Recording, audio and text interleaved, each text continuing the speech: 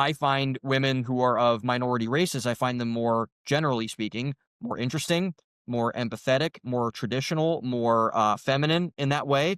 And I find white women very, generally speaking, very bland, abrasive, non approachable, and stuck up. And they don't share my values. Welcome to the Reality Therapy Podcast, where the truth will set you free.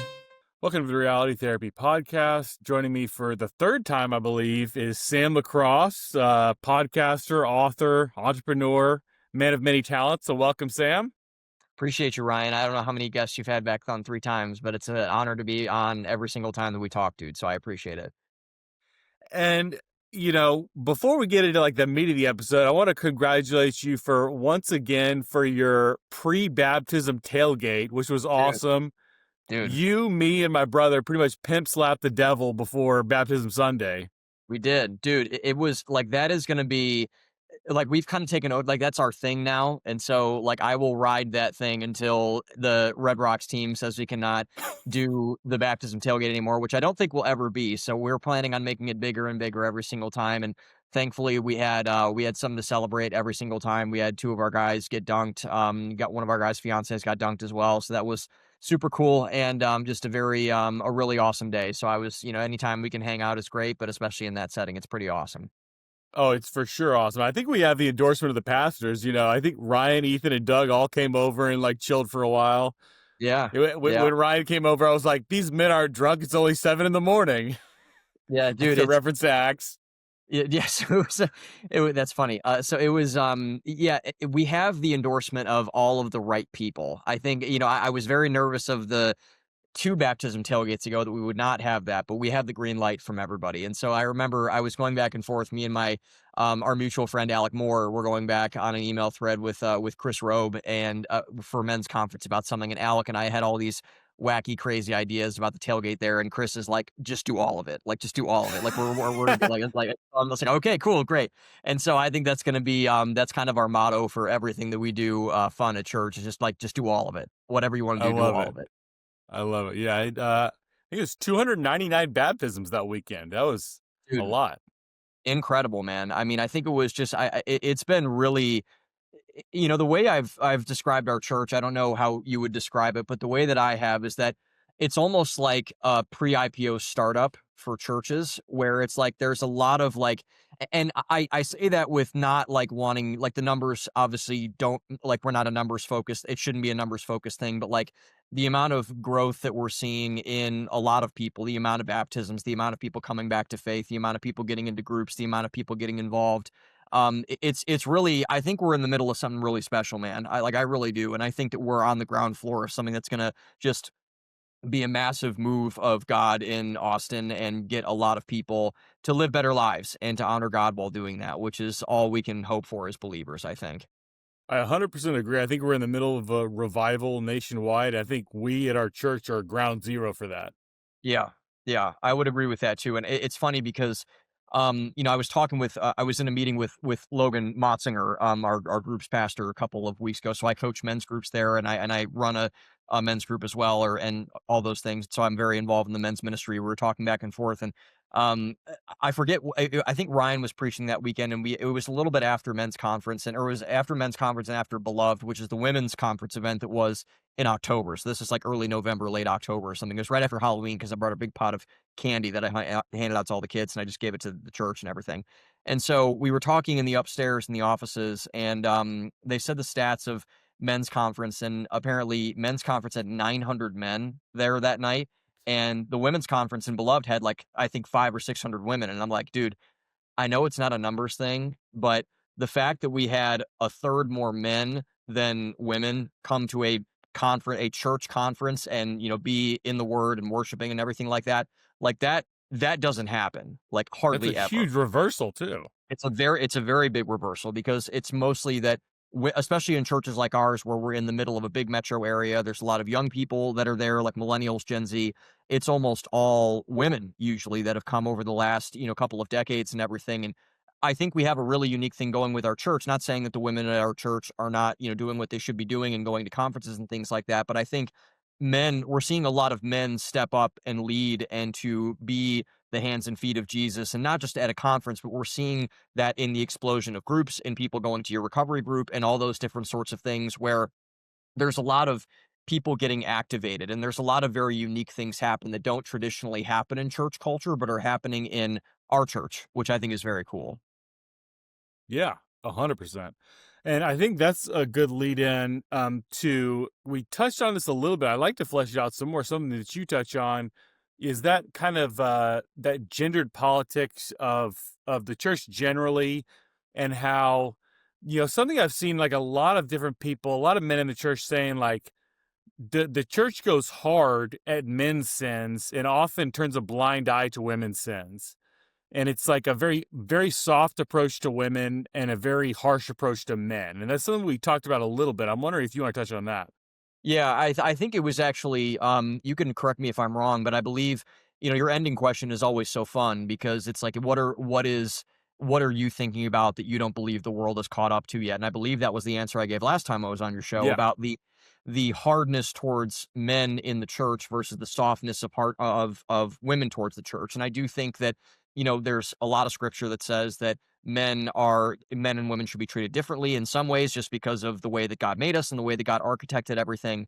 But I do think that, I've been listening to a lot of this commentary recently where young men in particular are skewing more right leaning, they're skewing more conservative, they're skewing more Christian, while women are skewing in the opposite direction, where they're skewing more atheistic, more new age, more left leaning in many ways, which is providing a very big split in the gender politics and the sexual politics of our time. And I do think that inside of the church, it's very interesting because we hear a lot of talks about how men need to get beaten down and step up and do all these things and got to be more and do all this stuff and lead and everything, which I'm firmly in agreement with. But also, I don't think that we're having a conversation about if we bring and we build into men and build men up, who are these men going to want to marry? They're not going to want to marry a woman that is also not getting pushed in her faith to that point where men are getting pushed to kind of become men of God. If women are not being said, hey, you need to not only, find yourself and love yourself and everything like that, which I believe is very important in a healthy way, but also if they're not getting called out like the men are getting called out and saying, hey, you need to repent of this, you need to move on from this, you need to escalate in terms of where they want to go, then I think that split is getting more and more defined. And I'm seeing it with a lot of people that I know. I'm seeing it with I'm in a lot of different interesting spaces in the online world, in the entrepreneurial world, in the sales world, everything like that. And I think it's something that needs to be addressed, I think. And I think that it's something that the church is hesitant to call on because of a lot of reasons, but I think that if we start to do so, I think it would benefit everyone, not just men, but women also. Interesting. I like that take. I don't know what happens at Beloved. I wasn't at Beloved. It's a women's Yep. only event, but I know I I was was not at either. Yeah, Yeah, I was okay. at men's conference, and I feel like the message of men's conference is like very like much like hustle and grind. Like, we had an MMA coach out there, like kind of Yeah. pumping up men, like, get out there and be a spiritual giga chad. Just go Mhm. hardcore in your faith. And a lot of times, like just generally in the church, the message to women is you're perfect just the way you are. Those seem like Yes. very different messages that we're getting. Right. And I do think like I think I've said this more and more times over the I've found myself saying this a lot over the last 6 months. Have you seen the film Whiplash before, Ryan? That sounds familiar. I don't know. Okay, it's about the drummer and Jake it's like Miles Teller's first big movie, and so he's this young, like 18-year-old kid who's at music school in New York City. He's a drummer, and it's Damien Chazelle's first big film before he did La La Land and First Man and a bunch of other and Babylon, a bunch of other things. So it's one of the best movies I've ever seen. It's a phenomenal movie, and it's a movie about striving and what the downfalls of that are and obsessive nature and things like that. It's a really aggressive movie. It's a really gritty movie. But it's really, really good. And so there's a line at the end of the movie where J.K. Simons is a very emotionally and mentally abusive music instructor, and Miles Teller is kind of like the star student, and he really gets into him, and they have a really back and forth relationship where like his hands are bleeding because he's drumming so much, and he's yelling in his face, and he's telling him all this stuff about your parents hate you and you suck, and like kind of like that classic abusive relationship, and it really kind of gets into that weed. And so he ends up getting fired, and they end up, meeting each other out at like a bar one night or something just by happenstance. And he says, J.K. Simmons, the music instructor, goes on this rant about like how people misunderstood him and how he was just pushing people to be their best because no one can be their best unless they're pushed way far out of their comfort zone. And then Miles Teller asked him the question of, well, how far is too far? And then J.K. Simmons tells him the line that I've been repeating a lot over and over again, where he says the most destructive phase, there's no more destructive phase in the English language than saying someone good job, because good job is relative. And what if you're not doing a good job? And what if you need to be pushed further? What if you need to be pushed harder? And so I don't necessarily agree with that, but what I will kind of maybe amend or add to that is there is no more destructive phrase in the English language than exactly what you just said. You are perfect just the way that you are, Mm. because you're not.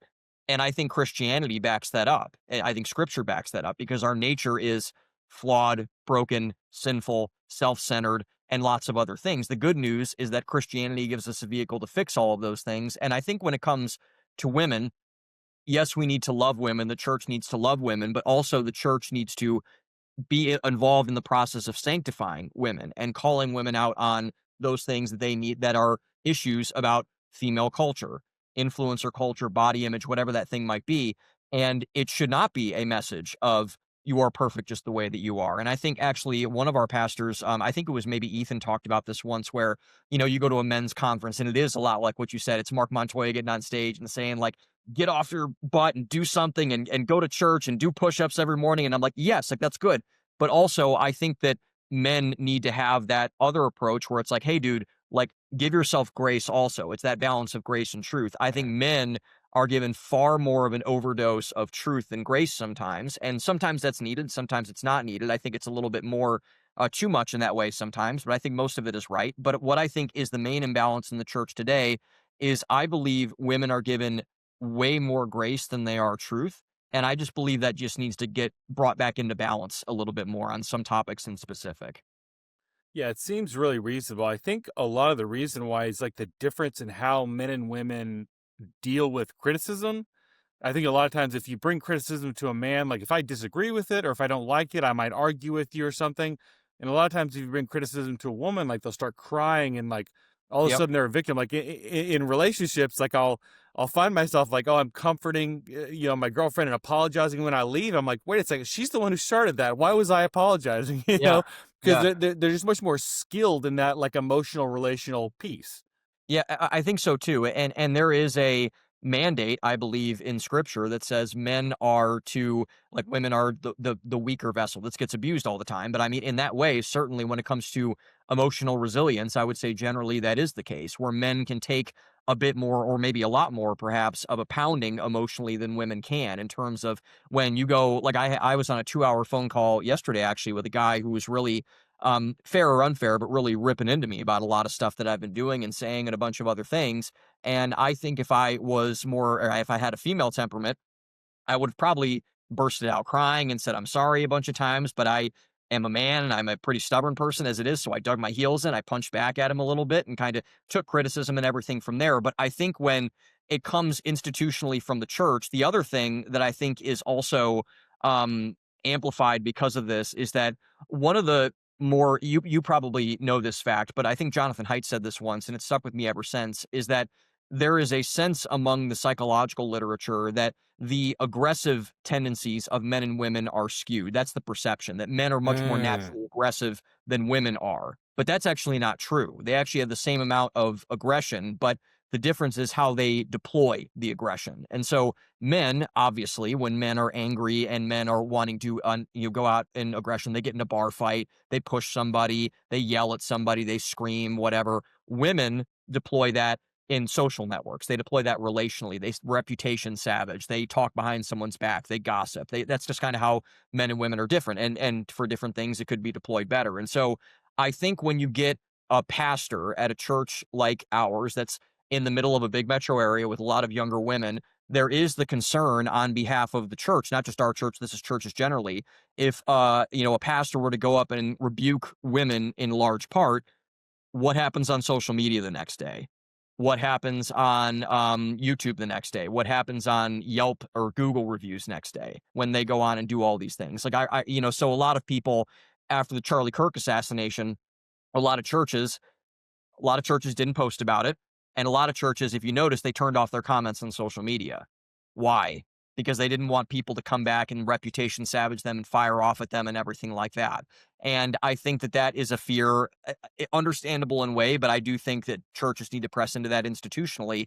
But I do think that's a fear because women, I think when in that way, they're more emotional than men are. And the way that they deploy that defensiveness, that emotionality is particularly dangerous when deployed on a social media algorithm or a platform or something like that. And we've seen examples of that all across culture. But in church culture, I do think that's a fear of people in the pulpit, people that work for the church, that is not small at all. Yeah. I think a lot of this has to do with like the typical male pattern tendency of sinning is A, more noticeable, and B, we're kind of like primed to jump on it.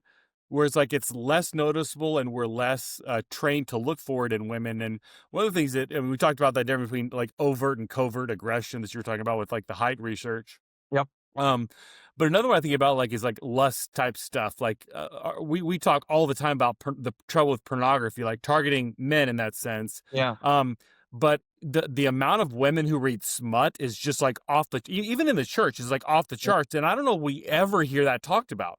Well, I think that that's a really great point. I haven't even touched on that subject, I don't think. But what was interesting, I'm sure you at least know who David Buss is. I don't know how much Yeah, research yeah, you've read or read his books, but I believe this was in a book he wrote a couple years ago called "When Men Behave Badly," yeah, and he yeah, did interviews on this. And so I believe this was on Jordan Peterson's show, and I think maybe Chris Williamson's show. He said the same yeah, thing. It was so interesting that when men and women cheat, the number one question after the affair happens that the man or the woman asks is very, very revealing. So, what men ask when they find out that the female partner committed infidelity is, "Did you F him?"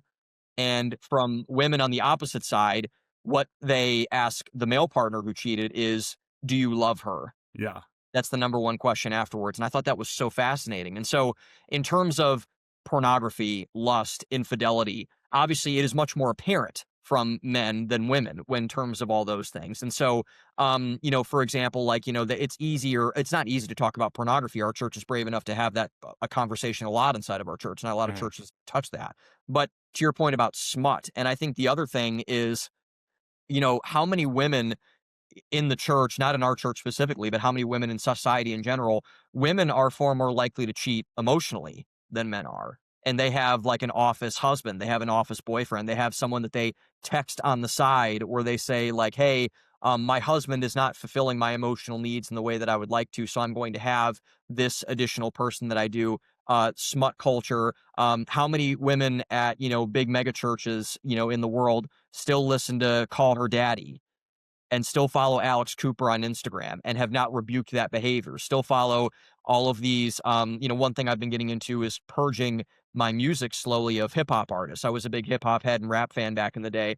How many women at our church, other big churches, other churches in general have Cardi B, Megan the Stallion, Taylor Swift on rotation throughout their entire music thing, getting that stuff into their ears? The gospel says that, the eyes are the lamp to the soul, and the senses are very, very sensitive to all those things. And you have to be really, really careful what type of content you're letting into everything else. And so it can come in different ways to your point. I think men is the more obvious way in terms of lust if we're talking about pornography or following Instagram models or OnlyFans or whatever conversation you want to kick bucket over there.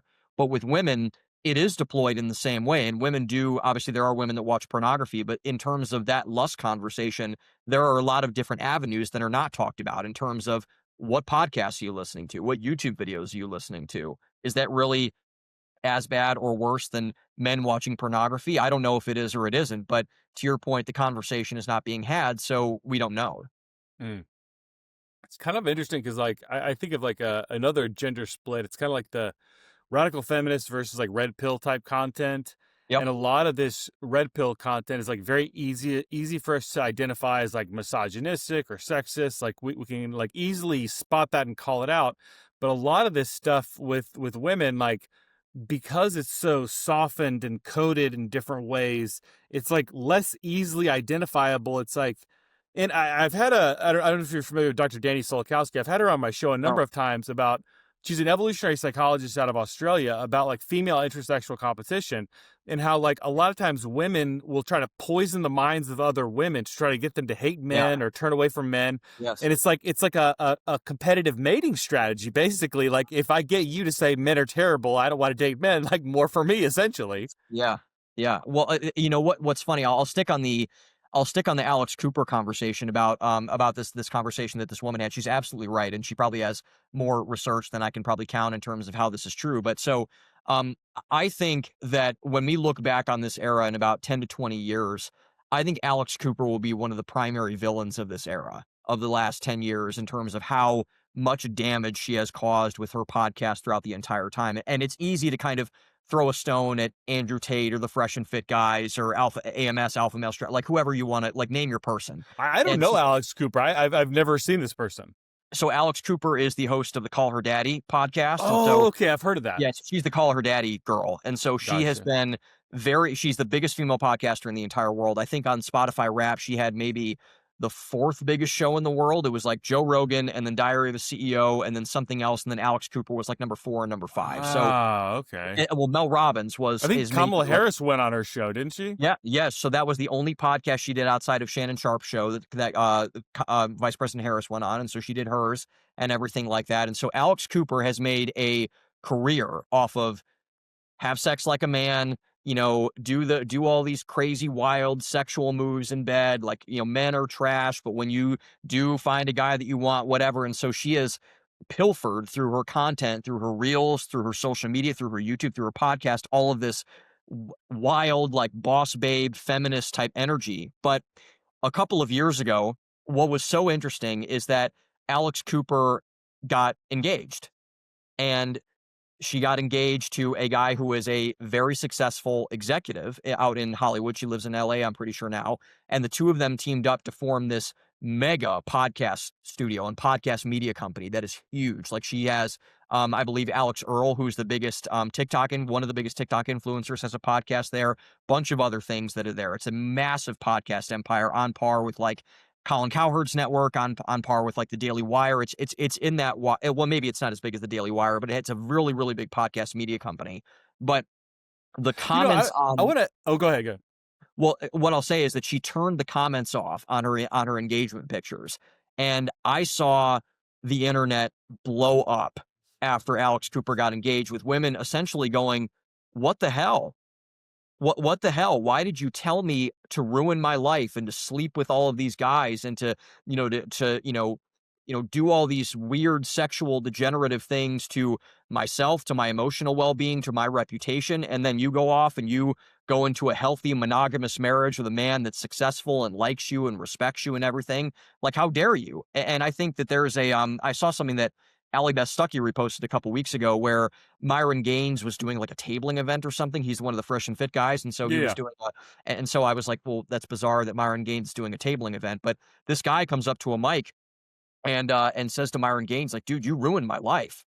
And Myron Gaines is like, well, what do you mean I ruined your life? It's like, you poisoned my mind. You told me all this bad stuff. You ruined everything else. And I'm not saying individual choices don't matter because that man had individual choices to make. He did or did not make them. But there is no doubt that that content with either the hyper red pill stuff or the hyper feminist stuff poisons the minds of young people and it ruins young people. And that guy, like, I give him a lot of credit because he went right up to him and is like, dude, you ruined my life. You messed my life up.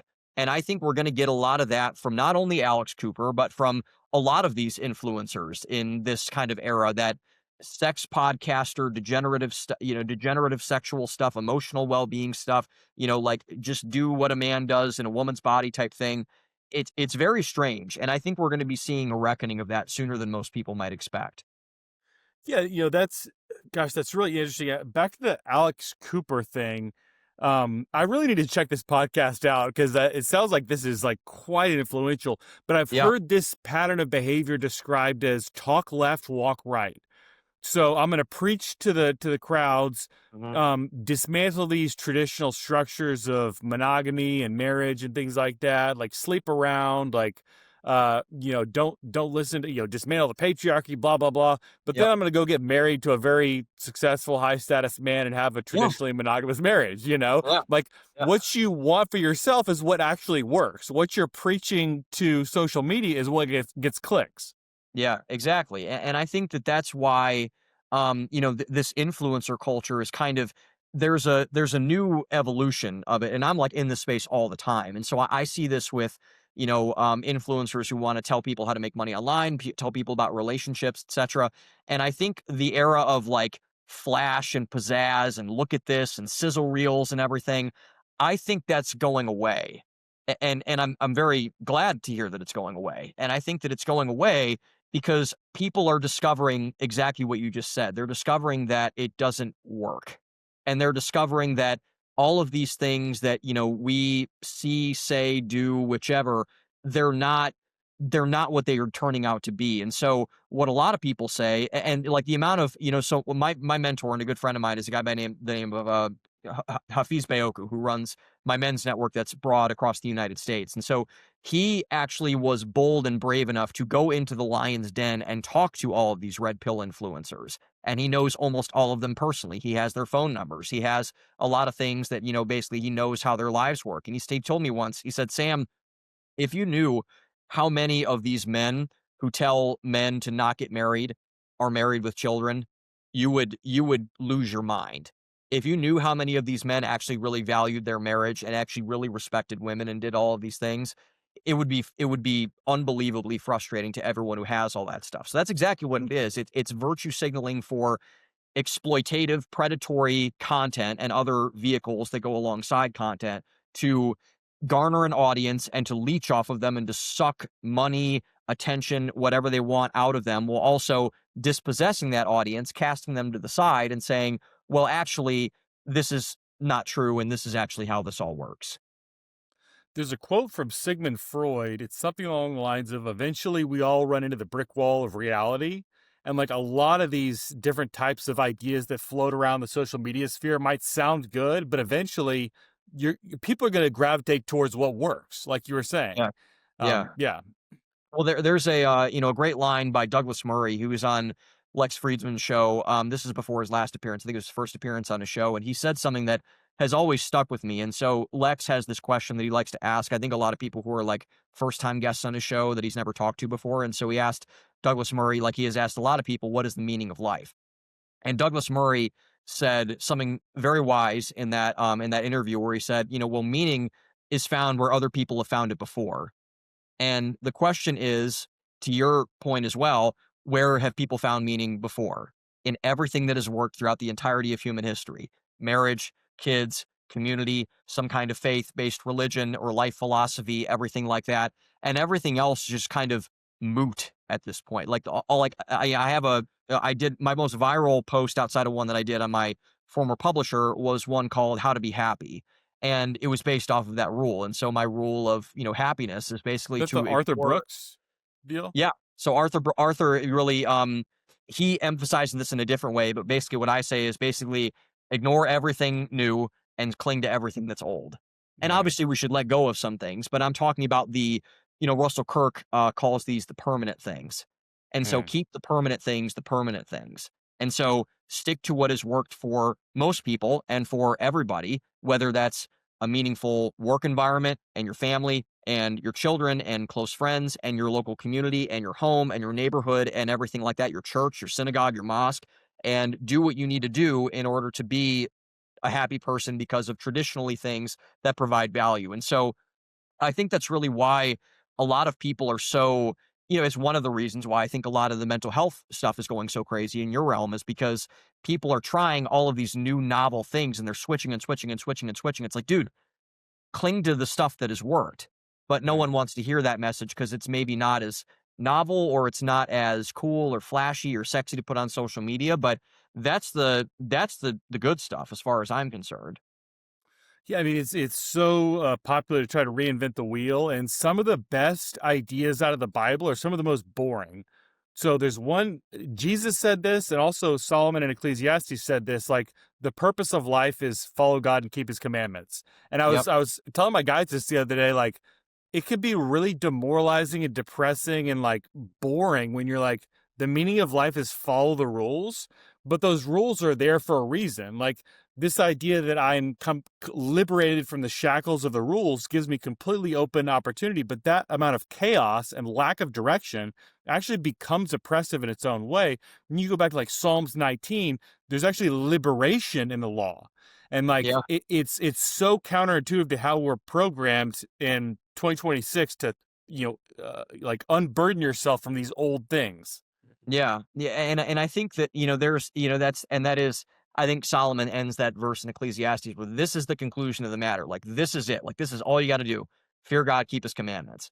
And Mm, it's like, wow, like that's it. Like, that's really what we have to do. And so that is a call to tradition. That's a call to, following what God has called us to do. And I think that there is, yeah, it just, we're bombarded with everything that is seemingly going to be better than the last thing. It's a constant grass is greener on the other side syndrome that we're being felled or we're being told and we're being, compelled to do.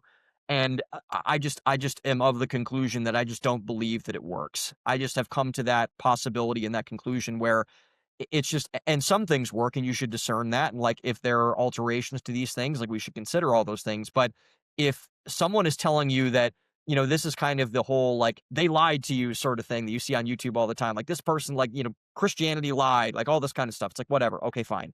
But did it actually? Like, do some investigative work. Like, where is proof of that? Where is evidence of that? Where is the truth in that? And the truth is hardly ever to be found because that truth probably doesn't exist if it's not mm, outside of the truth of what everyone else has found meaningful for the course of human history, really, when you break it down. mm, like that. So I was thinking maybe this next topic we should handle delicately, and then I was like, no, we should come at it from the top rope. So, Yes. Sam, I want you to tell me, what is the problem with white women? The problem with white women is not any I will balance statement the heck out of this before I get into this. So, the problem with white women is not their skin color, it is not their genetics, it is not their country of origin, and it's not everything else. The problem of white women is a cultural one, as far as I'm concerned. And I really, not to throw my dad under the bus, my dad really validated this for me a couple of years ago. So my dad has very like I've the thing I've been most insecure about my life and talking about is my dating life. I don't like talking about it because it makes me upset and sad because it was an idol in my life for a very long time and I didn't like to have that challenge because it made me feel like less of a man and things like that. So I basically told my parents, like, when we get on calls, and I love my parents, talk to my parents all the time, can we please just not discuss and talk about this when we are on the phone together? And they're like, and they were said like, hey, if that's fine, if you don't want to talk about it, we don't want to talk about it. And so my dad and my parents in general have never really tried to direct my dating life, has tried to give me like advice on my dating life. When I've asked them for advice, they've given it to me. But I remember this was probably about 4 or 5 years ago. My dad told me like randomly out of the blue, we're on the phone for like an hour just talking about life. He's like, Sam, I think you should start dating Mexican women, or I think you should go out with a Mexican girl. And I said, well, like, I started laughing. I'm like, Dad, like that's so out of the blue. Like, why do you say why do you say that? And my dad is he's an engineer by trade, but he's become more of a business executive in engineering firms. And so he is in a lot of interviews with a lot of young people. He goes around to career fairs, goes to a lot of universities and talks to people. And he's like, Sam, I'm noticing something about younger white women that really concerns me. And he said, and I was like, well, what is it? And he's like, well, there's a very much a, sort of entitlement about them. There is a kind of way of like, I am holier than thou, better than thou sort of thing. And there's this kind of, in my estimation, there's almost like a social contagion of maybe it's an intersexual competition thing. I'd be curious to see if there's any research being done on this where, other white women are supposed to be made or are incentivized to look a certain way, to act a certain way, to be a certain way, which is enforced through social media and clothes and makeup and everything else like that. And there's no differentiation. There's no stepping out of the box. There's no stepping out of the norm. And I really began to notice this in a way because, contrary to popular belief of what people may believe or say about me on the internet or things like that, or people that just don't know me, most of my friends are ethnic minorities. Most of my friends are black. And so, I have been exposed to a lot of different cultures, mainly, black culture, Hispanic culture, Asian culture in a lot of different ways. And I've just noticed a very big difference being around white women versus being around black women, Latina women, Asian women. And this is not a one size fits all. This is not an everything thing. This is generalization. But I find women who are of minority races, I find them more, generally speaking, more interesting, more empathetic, more traditional, more feminine in that way. And I find white women very, generally speaking, very bland, abrasive, non approachable, and stuck up.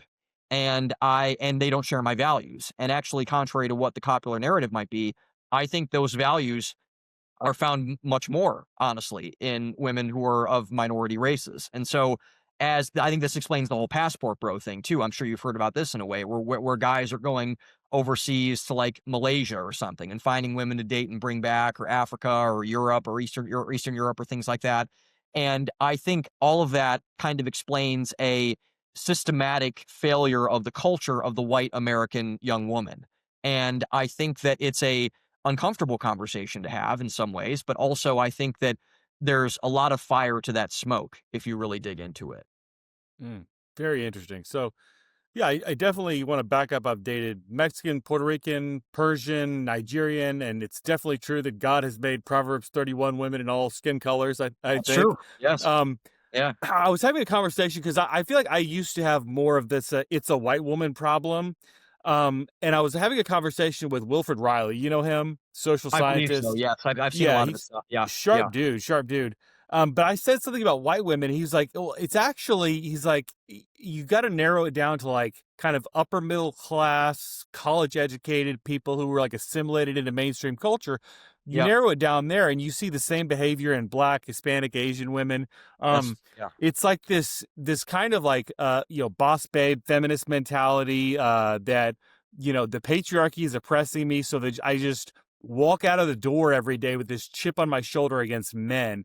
And it's like such a pervasive culture. I feel like it's probably more common in white women, but you definitely see this like across the board with this particularly type of like affluent educated woman who's Yeah. like adopted this type of mentality.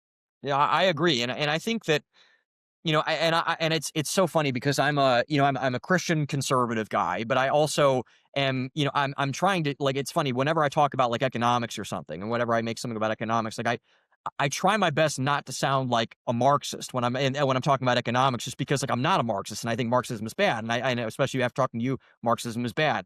But in terms of what I've boiled down to, man, is like every issue in our society, people have it kind of inverted. I feel because over the last, especially in the height of the woke era in the early 2020s, it was it's a race issue. Like there's the oppressor oppressed narrative when it comes to certain races or certain genders or certain sexual orientations.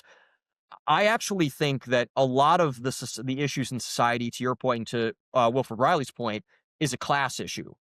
And it's not necessarily that a person makes a certain dollar amount. It is the culture of the class that makes people, have that element of talking about certain things in certain ways. And so it's the classic thing that's so overused now about like the elites, about the way that we've described the elites and everything else. And so I do think that there is this, to your point, this elitist feminist mentality that comes with women who are highly educated, that do make a good amount of money, that are in urban environments, and that is cross-racial. That is white women, black women, Latina women, everything else like that. And it is kind of, it's the old adage of, you are the sum of the five people you surround yourself the most with.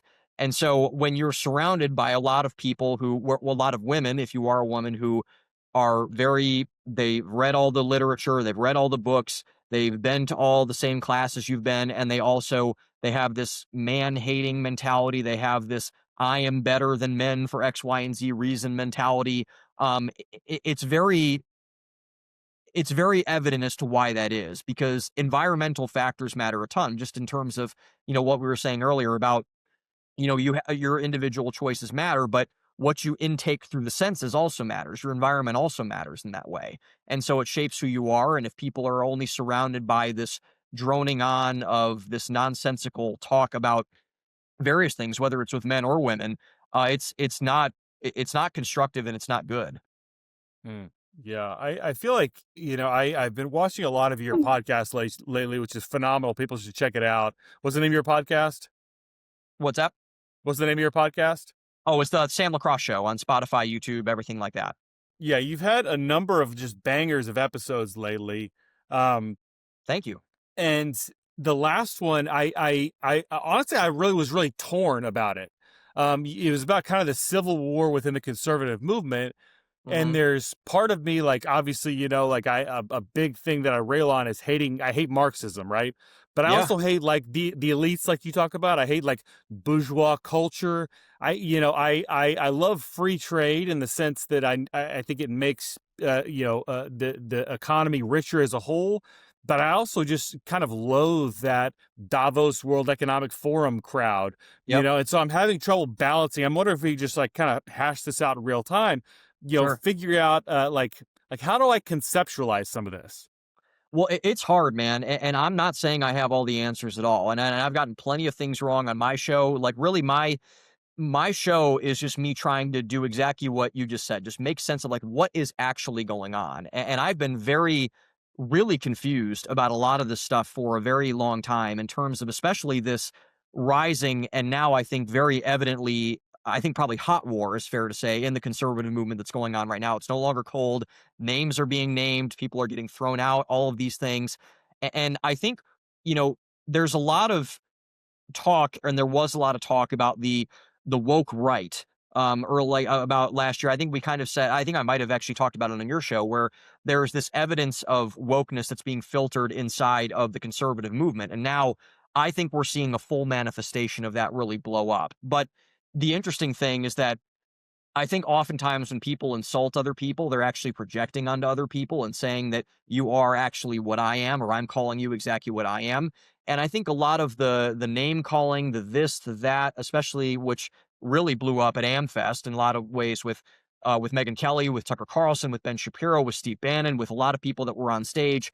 It was just it's really the kind of collision of are we going to go back to the old kind of school way of republicanism, of mainline conservatism that was defined by George W. Bush, by William F. Buckley, by, in many ways, Ronald Reagan? Or are we going to go in the Donald Trump, Pat Buchanan, kind of populist nationalist, Steve Bannon route of the conservative movement? And I think that is really, I think what's happening now is we are having the battle royale WWE event, which was fitting because it was at a turning point event with all the fireworks and stuff, of the who is going to control the narrative of the conservative movement going forward? Is it going to be one route or is it going to be another? And I don't know if we have the answer to that yet. I think I have an inclination of who's going to win, but I don't know. And I think that's kind of what we're seeing right now. Who is going to control the narrative of conservatism? What is conservatism going forward? I think that's kind of what we're seeing. Mm, that's really interesting. I mean, this is kind of a confusing thing for me, and I feel like people like you have been kind of more in. You have more of a finger on the pulse of this than I do, but for me, it's kind of like I'm like a casual observer of the conservative movement. Yep. I was a radical lefty until 2020 when I went back to school and I saw the belly of the beast in academia, and I was like, Yep. whatever this is, I don't want to be a part of it. Yep. I've been very anti woke, and so I'll see a occasional video here of Ben Shapiro and over there of Megyn Kelly or Tucker Carlson. I'm like, yeah, you're criticizing all the same enemies that I have. That all sounds good. And now to see this kind of split, it's almost like watching mommy and daddy fighting. Dude, You know I what I feel mean? exactly this. I think I might have said this in my last podcast. It's like the two people that were most influential in the early form of my politics were Ben Shapiro and Tucker Carlson. And now they hate each other. And it's like, oh no, it's like stop it. Like, no, whatever. And I've begun to see I think and like there's a Candace Owens and all of this. Like there's a lot of other things there are people that were influential in that way. But really, I would watch a ton of Ben Shapiro and I watch a ton of Tucker Carlson. And now we're seeing that full manifestation and really the full outing of both of their ideologies in that way, for both better or for worse. And now I've tended to lean more in one way versus another. And I think people who watch my content can tell kind of which way I do lean in that way. But one thing that I do think is not constructive is what this division does is it opens the door for a lot of low shots, for a lot of grifter types, for a lot of people to take unfair shots at both sides in terms of there is a good faith debate going on over things like markets and the United States' relationship with Israel and a race or whatever you want to call it. And then there are these kind of bottom feeders that are kind of fueling the fire in lots of different ways. And then they're sprinkling all of that woke stuff on top of it, whether it's identity politics or whether it's name calling or whether it's all these other things that you've talked about so eloquently in your book and on your show for years and what you've been really evangelizing in the therapy and the mental health space. And it's separating all of this stuff and seeing what's actually going on. We're in the fog of war right now. Like, it's very hard to understand really what's going on. And we need to, I think, let this play out, let the dust settle, let everyone go at it, and then let the best ideology win at the end of the day. Let the best ideas rise to the top. And I think we are starting to see some of that in kind of like a sorting effect, but it's going to take some more fights like what we saw at AmFest to really bring it to bear, I think. What do you think about the term woke right? I think it is a term of projection that is used against the actual people of the woke right. And notice you're seeing a lot of, I don't know if you've heard of the slur woke Reich now that is being Mm. used. And so now a lot of the people who use the term woke right is now being used as woke Reich, which is the total mask off for the people who are saying the woke right thing. And it was used first by the prime minister of Israel. That was where I first kind of saw it first. Mm. So Benjamin Netanyahu started using the term woke Reich. And I was like, whoa, like that's kind of calling everyone who disagrees with you a Nazi. Like that's kind of a leftist thing to do. And then a lot of Mm. people are very openly about this now. And you hear people, saying like Tucker Carlson is now Tucker Qatarlson or something like that, because apparently Yeah. he's taking money from Qatar. And like all of these like weird, like slimy bottom feeder type names and things like that, and all this sort of thing. And so I I do think I do think wokeness is on the right, but I don't think it's in any area that's being defined accurately. And I think it's usually a term of projection to say these people are woke, therefore you can't listen to them and take them seriously. When in actuality, the people who are saying it more and more often are woke themselves, I would So say. would you say like what you would define as woke right would be more like your National Review types? Well, no, I think that those are what I would say are more like, Reaganite conservatives. I would say Yeah. old school conservative types. Like I would say a good example, this would be like Rich Lowry. So Rich Lowry is the head of National Review. I don't think Rich Lowry is woke at all. Like I think Rich is very anti-woke, and I don't agree with Rich Lowry on a lot of things, but what I can respect about him is that he is not an ideologue. He's a pretty mainline guy. He seems like a nice person, but what I would say is more woke right is the people who are very emotional about a lot of their ideas. They get very heightened and they get very aggressive when they're attacked personally. And I think a person that would be woke right would be someone like Mark Levin. So Mark Levin has been going ballistic recently, like openly calling, like I believe, he had 12 tweets in one day where he called people Nazis. And I think the mask off moment was, I believe this was last week or 2 weeks ago, where he called Jack Posobiec, who I know is not everyone's cup of tea, and I don't really know a lot about Jack Posobiec anyway. But, he called Jack Posobiec I think a crackpot or a kook for holding up a rosary at the Turning Point event. And he said Jack Posobiec is a crackpot for holding up I would argue, the defining symbol of the Catholic faith, differentiating it from the Christian faith, of saying that praying the rosary is akin to being a Jew hater. Like, I think that's woke right to me. And like, I don't think that there's any way that's tribalism, that's identity politics, that's everything like that. Like when Ben Shapiro gets on stage at AmFest and totally trashes Megan Kelly, the most mainline, like pro-Israel but not Zionist person in the world, as an anti-Semite because she disagrees with him on some of that Israel needs to wrap up their conflict in Gaza or whatever. And beforehand, after Megan had him on him on her tour, they talked well, and she said on Tucker Carlson's show earlier this week that Ben's last text to her before he blasted her at AmFest was, "Hey, this will never get involving, or this will never derail our friendship." And the next moment they spoke, he trashes her in a speech at AmFest where he gets booed off the stage, I heard, from a lot of other people. And so it's like that kind of stuff is what I think woke right is. And that is what I find immensely troubling about where we are. So I would say I have differences in opinion with with mainstream, with the National Review types, with a lot of other folks like that, but I wouldn't call them Mm. woke in that way. Like I think woke is like I think this is really apparent on the issue of Israel. I think Israel is really the defining line where a lot of this is getting exposed. And I think basically it's the defining line is if you have any objection to the United States unilaterally supporting Israel and Israel's campaign in Gaza, or whatever you want to call it, or whatever they want to say, then you are an anti-Semite. Because that's what I feel a lot of this is from Mark Levin, Ben Shapiro, Dave Rubin, Laura Loomer, Douglas Murray, a lot of people on that side of the aisle. And that's what I feel like that's the dividing line for me. And that's where I really start to push back on this stuff. So I certainly agree that terms like Nazi, racist, anti-Semite, like all these types of terms to try to like, you might call them thought canceling slogans or thought terminating cliches to try to just like erase any argument from your opponent. I definitely agree there's too much of that. What do you think of people like Nick Fuentes, Candace Owens? There certainly seems like something off there that might Yep. not be MAGA, but it's somewhere in the general direction of MAGA that's like, Yep. there's something here that like doesn't sit well with me. Do you know what I mean? No, I do too. And I think that yeah, I think really the big explosion of this was when Tucker interviewed Nick Fuentes. And I think that what Nick Fuentes is also an extension of the woke right because he is openly anti-Semitic. I believe he's openly racist towards black people. I believe he's openly and he's not hiding that.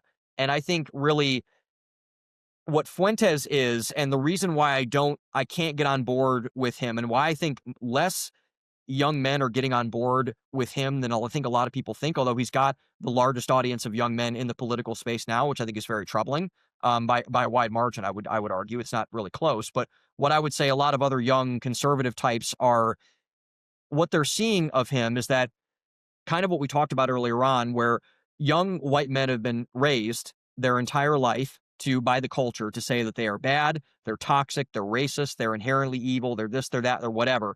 And so Nick Fuentes, in my view, is an embodiment of resentment politics, which I believe, and I don't know if you would agree with this, I think wokeness is largely a manifestation of long closeted resentment towards certain groups. And 100%.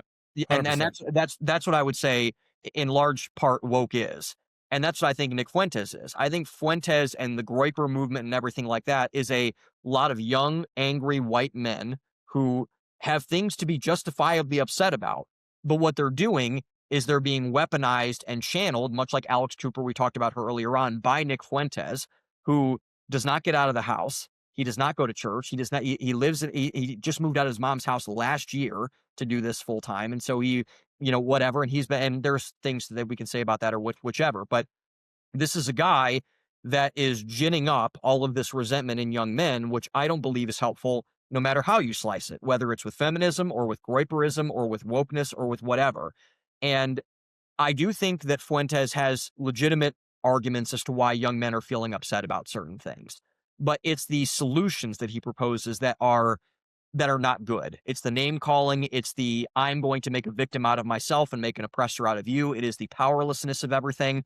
And it's more of the opposite of what Andrew Tate does. And kind of what I think is the difference between Andrew Tate and Nick Fuentes is that Andrew Tate and the Red Pill movement is a movement based on chauvinism. And Nick Fuentes and the Groyper movement is a movement based on nihilism. And I think Mm. that's the difference between the two of them. And so the only thing is that with chauvinism, at least like you go out and you do stuff. Like at least Andrew Tate is ripped and has a bunch of nice cars and has a house and gets women to be attracted to him and stuff. That's at least something. But with the Fuentes stuff and with the Groyper movement, you don't get anything. Like you just get yourself and a bunch of other angry people.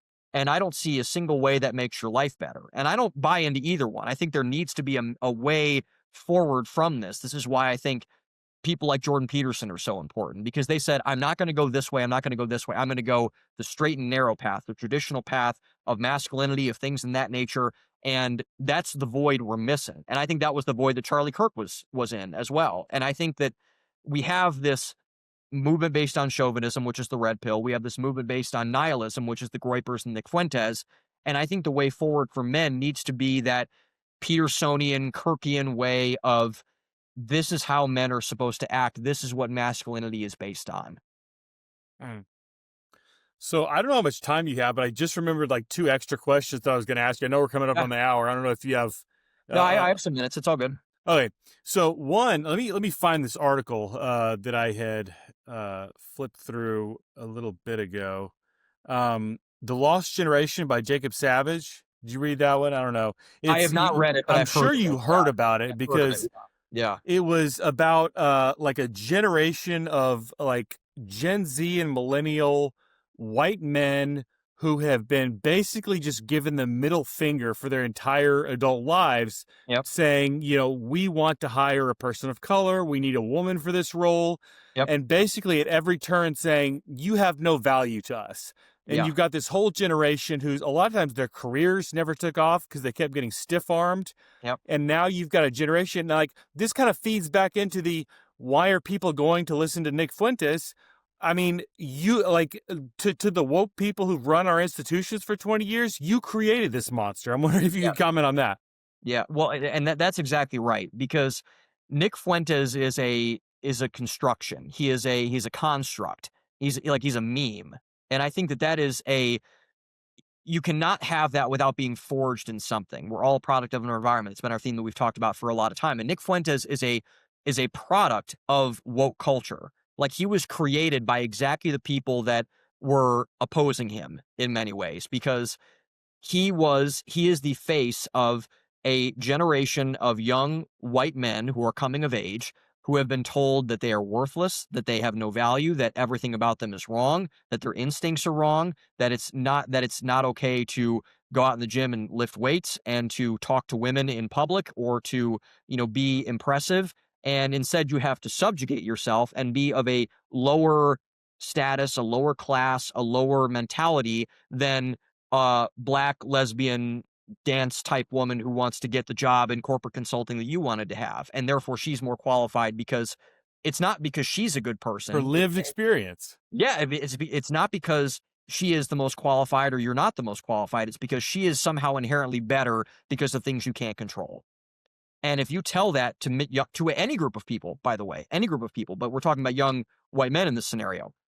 If you tell that to young white men over and over and over and over and over, back to the point about aggression, men are not like women in that way. Men will only take that for so long until they develop a way of fighting back against that. And the weapon they are using, the blunt instrument they are using to fight against this, is Nick Fuentes and people like Nick Fuentes. And I think this is a lot of, there's an interesting parallel to Mamdani here. So Mamdani, who just got sworn in as the mayor of New York City, spoke for we talked about the millennial, highly educated class that can't afford anything because they were lied to by people who said, get an elite degree in lesbian dance theory and you will have a job that pays you $500,000 a year and you'll be set for life.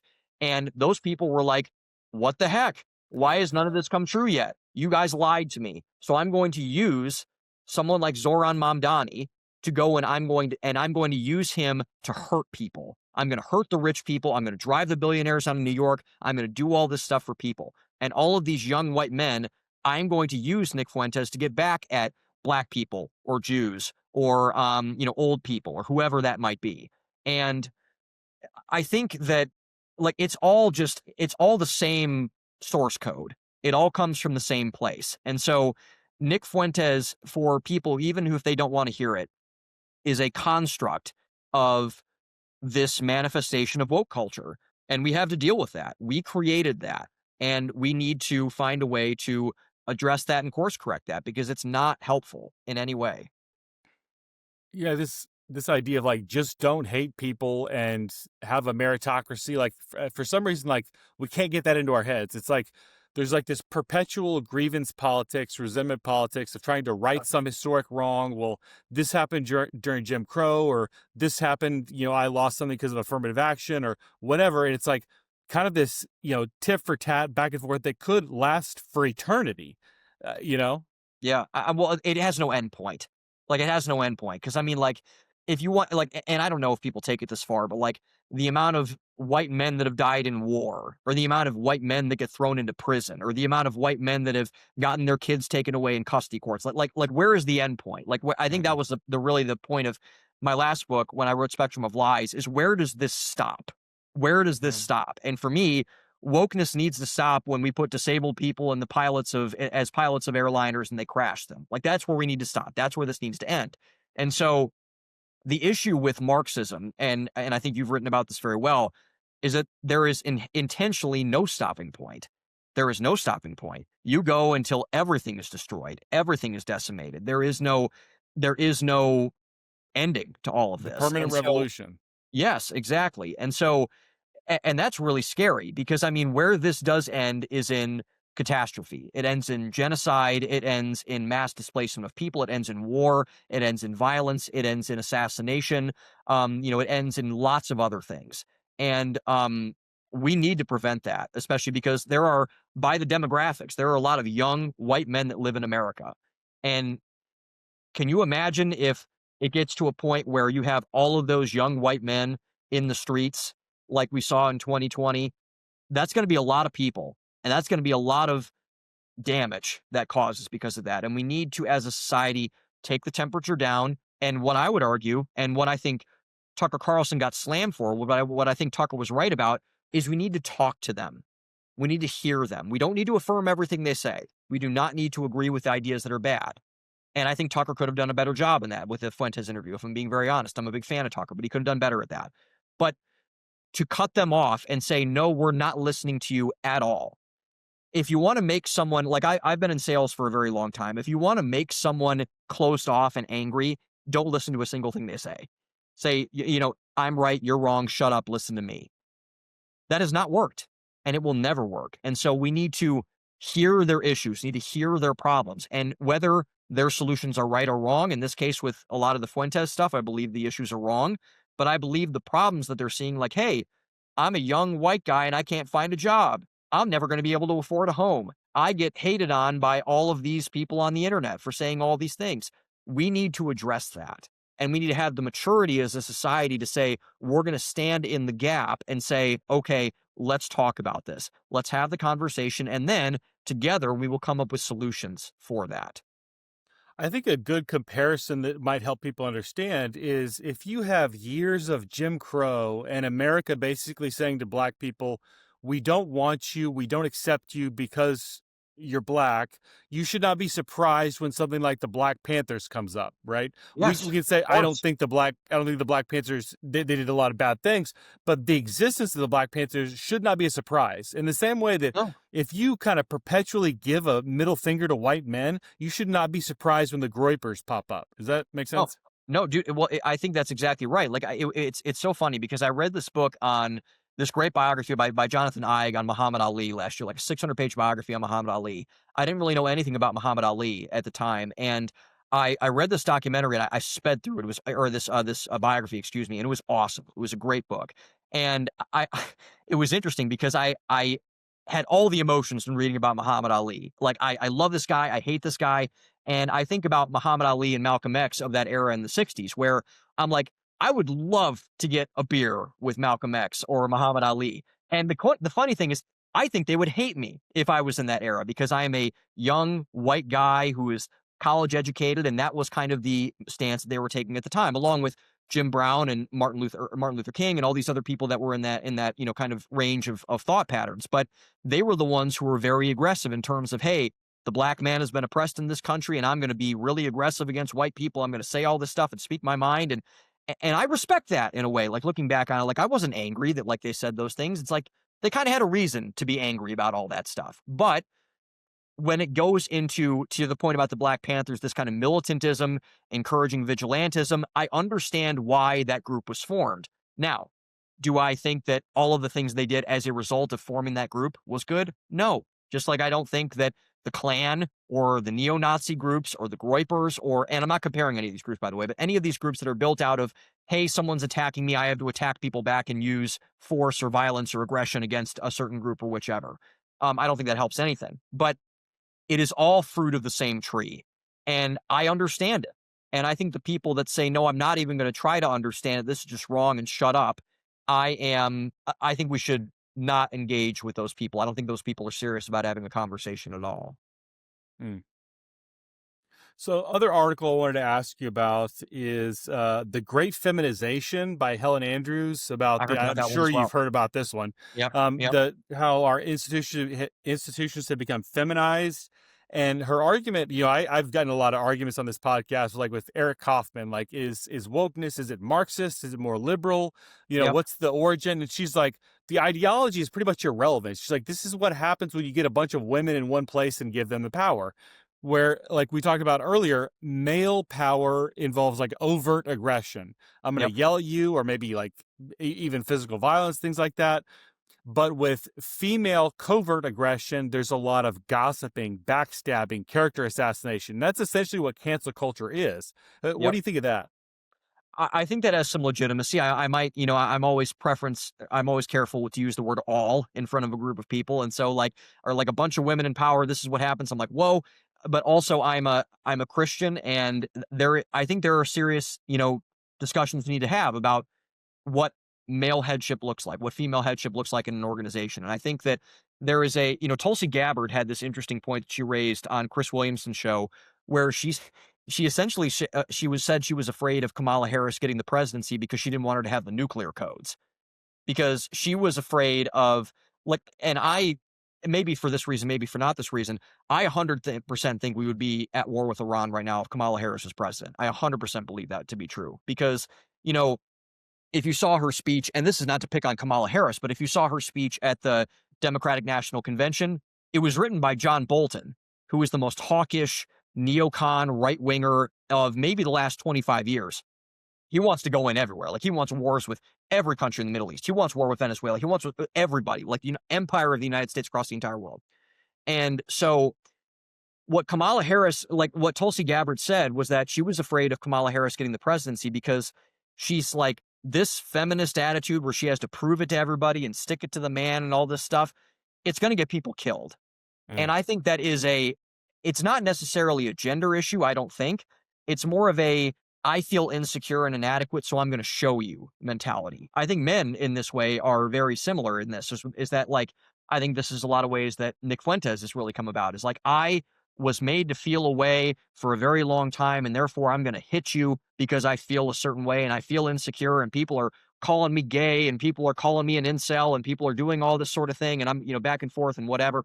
And it's just it's a function of feeling insecure, insignificant, and lots of other things on the top end of everything. And I think that that is more so the issue than a gender issue, although I do think gender differences are real.